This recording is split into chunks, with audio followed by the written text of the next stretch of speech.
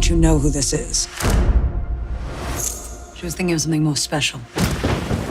I'm downright flashy, you know. Ladies and gentlemen, Miss Billie Holiday.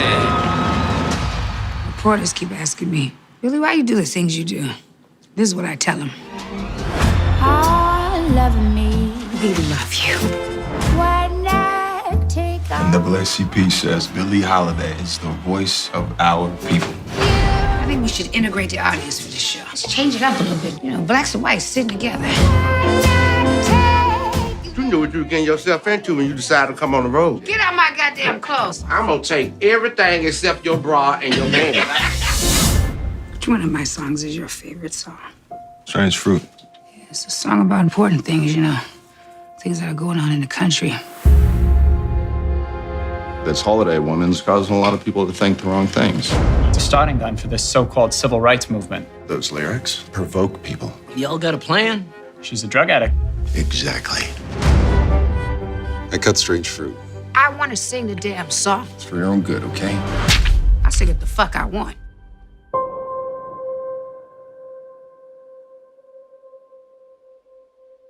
Southern trees Get her off that stage. bear strange fruit. They won't let me sing nowhere. No clubs, no money, no nothing. You gotta understand, baby, right now I'm in a situation. You said we could beat this, Billie. I need something now. Blood on the leaves. You're like a hammer. Come right back and it hit harder than before. And blood. She's singing it for all of us. Ain't no other Negro star bold enough to do it. Black bodies swinging. I'm being followed. I'm not gonna cower to no fist. In the southern breeze. She's made something of herself and you can't take it because she's strong, beautiful, and black. Strange fruit hanging from the poplar trees.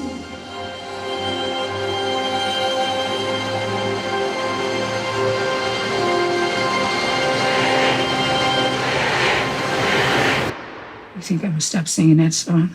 You grandkids will be singing Strange Fruit.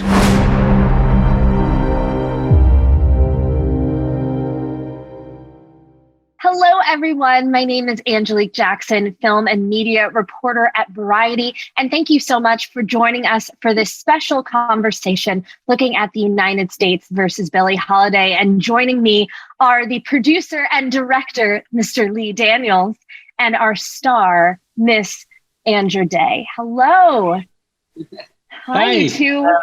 How are you? Well, let me start this out that since I have both of you here, this I know was a very special collaboration between the two of you, figuring out a way to embody this iconic songstress, but also civil rights leader. So Lee for Andra, or Andra for Lee and Lee for Andra, what was it that made this partnership so special? What was it that made this collaboration easy as you were trying to figure out who Billie was? Trust. We trusted each other. I think that fear, I don't think that's the politically correct answer to say, but fear, both of us were sort of afraid, and an unblinding trust, just a trust that we both had in each other, for me.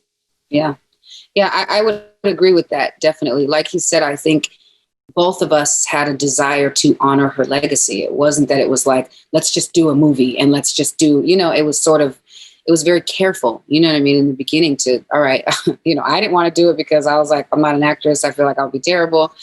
He didn't necessarily think I was right for it at all either, because I'm not an actress. It was worried I'd be terrible.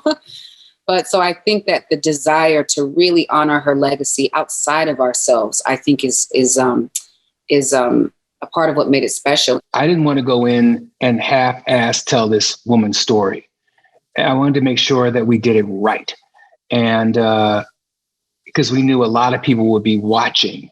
And so it really started with the right actor, making sure that the right actor was in place to tell her story. And so that was half of my fear conquered, because I knew that she was afraid too. And I knew that because of that, she knew that she had to honor her story. So it started there. And the divine coincidence or divine intervention of the idea that, we were listening to your version of Strange Fruit 3 years ago, and now today you're singing it as Billie. What was that difference like, performing as Andra and then performing as Billie on the screen? I think just the, performing it as myself is honoring her, right? Is I'm doing me and I'm trying to honor her, and the song, but doing it as her was different. When I'm performing it as her, I'm feeling what I would feel in that time, but performing it as her, it's more so what she's feeling in that moment, and how I'm feeling for her and what I'm thinking for her and what she's thinking. And so there was just so much more urgency. There was so much more. I had a real, and because first of all, Lee's direction was great. My acting coach was just, the preparation was phenomenal. And, we worked hard. And so I had when you're playing a character that is going to die, there is a sense of urgency, a real sense of urgency that permeates every single thing you do. Even when I wasn't on camera, just through Montreal and just, even if I'm just having dinner with a castmate or, there's a real sense of needing to experience them and to impart something, and so there was such a sense of urgency singing that song and just a real deep need for people to hear the lyrics and to understand that, like, if they're not listening to this, somebody else might be gone tonight or tomorrow, and that was a huge part of it for me, definitely. When you're deciding how and what part of Billie's story to bring to life, why was it so important to you to tell the story of Billie, the civil rights leader, and to center so much of it around Strange Fruit and the way that the government tried to silence her surrounding this song? Well, originally when I saw the film Lady Sings the Blues, that's what really got me into understanding the fabulousness of Billie, the fashion and everything, and what she stood for as a woman. But I didn't really understand what she stood for until I got SLP's script. And I didn't know that everything that I, as a teenager, that had lived in me, and that movie is the reason that I'm a filmmaker today. So everything that I thought that I knew about her was incorrect. That she was much more complicated, and she really was, as Andra said, the mother of the civil rights movement. And so Strange Fruit was really important for her to sing. She would do anything to sing that song, go up against the government. And I can't imagine, just like struggling with addiction myself, which I'm sure I'm not supposed to say either. That was another reason why I really wanted to do this, and to honor her as an artist that struggles with addiction. That it wasn't just about addiction, that you can be a addict and you can still be an incredible figure and do incredible work in the civil rights movement as she did. And I think that the government wanted us to know that she was just that, a troubled artist, a junkie, trouble. But that's what they wanted us to know. And so when I read SLP script, I understood that she was far more than that. And that's the brilliance, I think, of the story in itself. That when you think of civil rights leaders, you think of Martin Luther King, you think of Malcolm X, you think of Gandhi, you don't think of her. And so I know that we are honoring her now, and I feel good about it. And I ain't scared now. Yeah. Now we in here.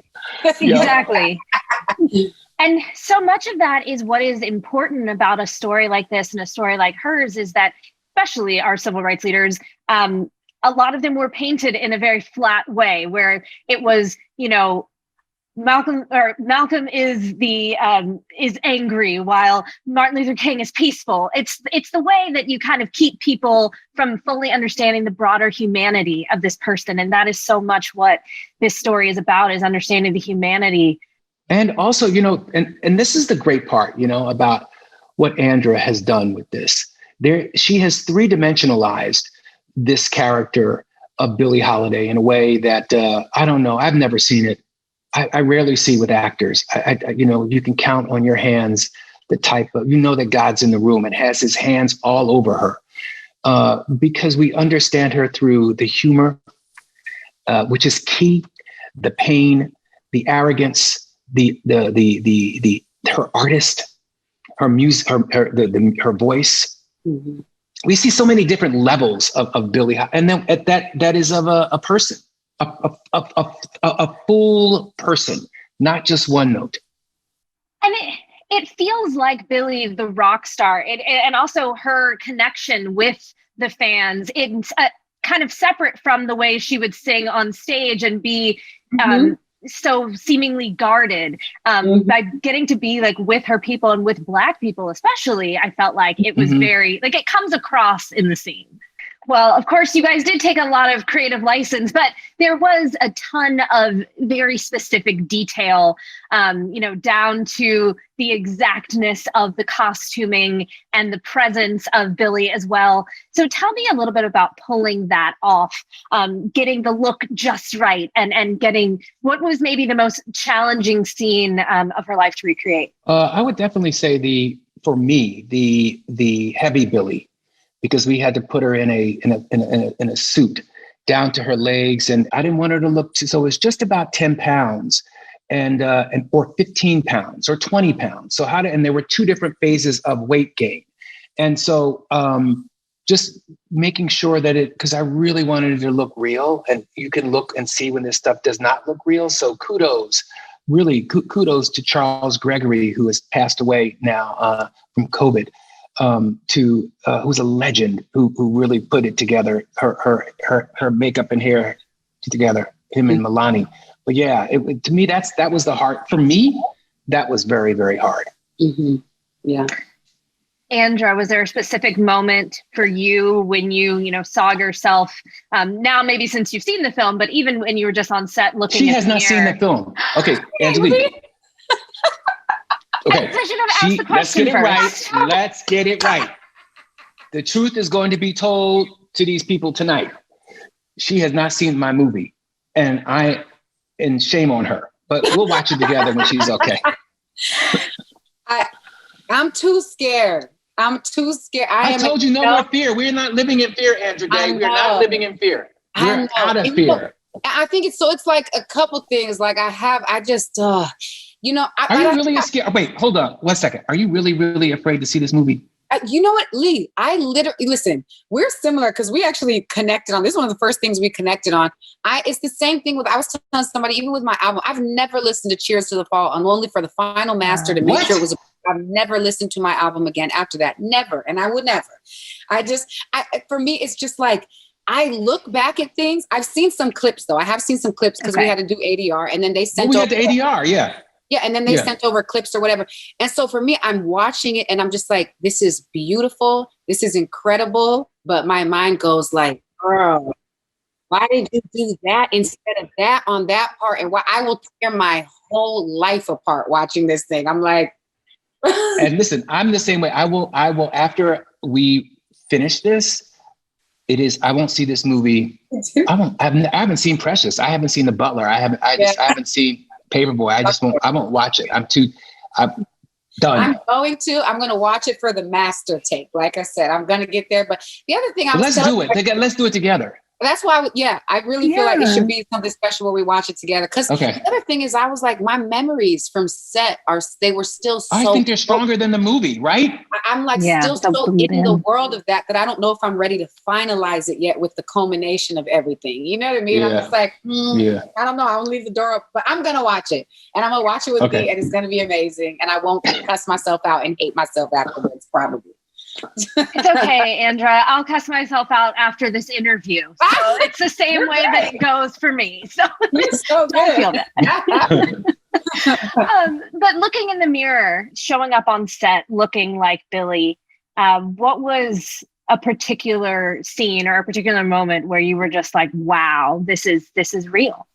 yeah, I feel like when we did Ain't Nobody's Business, when we did the Carnegie Hall scene, I mean, it was sort of early on, and so that was one of them. It was two because that was one of them because that was the big iconic her performing. It's what everybody knows of her. It's how I was introduced, with the flower, and when you see the flower and you're just like, oh, there she is. Like there's because you're not just doing the flower as I do it now, where I just love it and it's a nod to her. That's the development of the iconoclast kind of that moment. You know what I mean? And so that was definitely a moment coming on stage. First of all, those, the other castmates, their energy was so big, the entire time. So I really felt like Billie walking on stage triumphant after a prison stint and coming from Carnegie Hall and needing everybody to love me. And, so that was definitely a moment. I think the short hair was huge for me. I actually really loved it and still do now love it. Because my hair, he knows my hair was down to my butt before, like stretched, you know what I mean? My hair was like down to my butt. It was like chopping it off and straight raising the back, seeing those come through with all of that. Like I felt, listen, for lack of a better term, I felt like a bad bitch. Like it was just like that moment of just, yeah, I'm her and I can, do whatever I need to do. It was really, I enjoyed the transformation probably too much. All of me is, I have moments of every song that I like. That's my favorite. But her singing All of Me at the end of the film.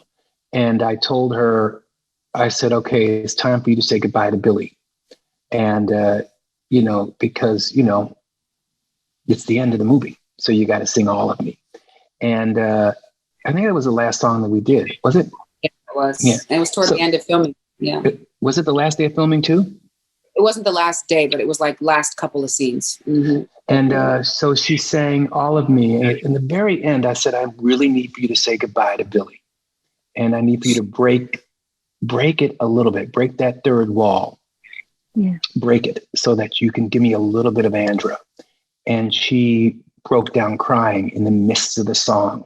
And she walked away. And I said, that's the end of the movie. And I'm going to use that moment right there because a little bit of Andra came out.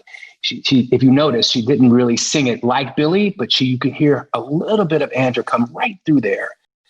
And she opens her hands, just opens her hands up. And you could see that she was doing the best she could to release Billie. It is, I still get chills talking about it. Yeah, that was hard. That was like, I remember that moment of like shock, actually, I think, when he's like trying to pull the performance out and then he tells me, he's like, let go of Billie. I need Andra to come through. And I remember looking at him like, what? You know what I mean? No. Well, why would we do that now? I mean, this is like, so I was like, okay, well, and I think the reason, and he asked me later, and because I was just like, I don't know, again, it was one of those moments that I was like, Lee, I don't know her, and so it was like, bring Andra through. And I'm like, I have no fucking idea how to do that. I don't know her. Even my friend who was with me, she assisted me on set and she's known me for years. And she was like, she kept trying to do motions that she was familiar with me or Andra Day performing on stage. And you couldn't find her.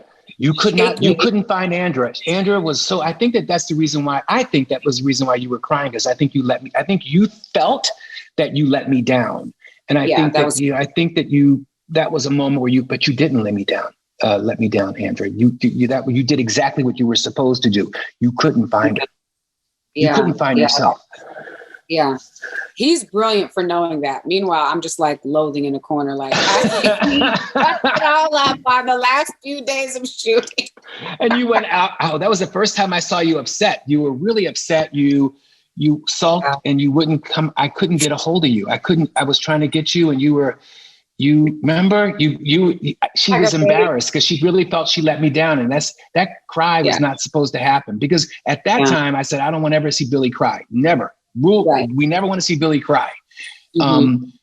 To the point where that even, we had to go back to see Billie cry during the Leslie Jordan's. Who's the great Leslie Jordan? So good in the movie. But when Leslie's interviewing her, he says, why can't you behave? That's when she cries. Because she realizes that's what the government just thinks that she's just and that's the picture that they painted about Billie Holiday. But yeah, she felt that she let me down because she started crying, and I'm like, this. I've got to say, that is honestly one of the most incredible lines in the film, because it is so, it has so many layers of the way that the world tries to paint people, and particularly Black people, and particularly this Black woman who was this leader, this surrogate, this conduit, this person who was leading us into something new. And where do you see the legacy of the United States versus Billie Holiday, and what you have put onto the screen?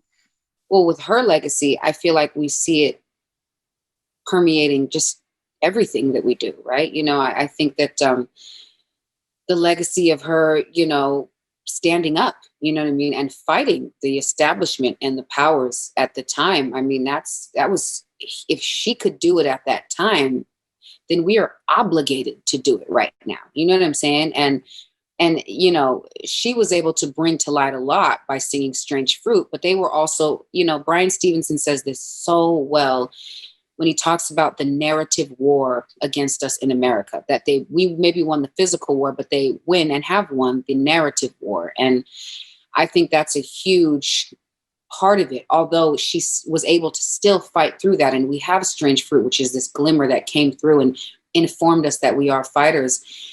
I think also for me, it's to tell our stories, you know what I mean? To tell, I keep saying in these interviews, it's really difficult. You still can if you're just committed to just being racist and bigot, but it's really difficult to hate someone when you know the depth of their struggle, their pain, what they've been through, and when you know the breadth of their contribution. That, the covering of stories, you know, I believe in this scripture that talks about what is done in darkness will eventually always come out to light.